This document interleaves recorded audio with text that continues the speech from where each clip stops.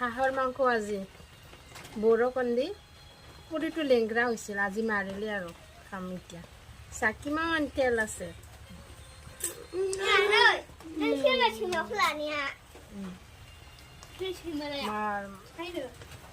আমাৰ ঘৰৰ ল'ৰা মানুহ নাই মই কাটিব লাগে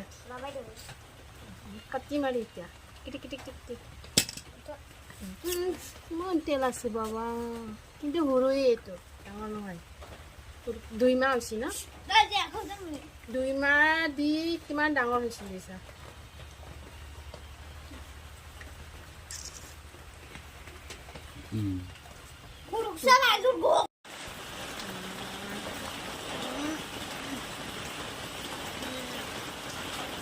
কিমান তেল আছে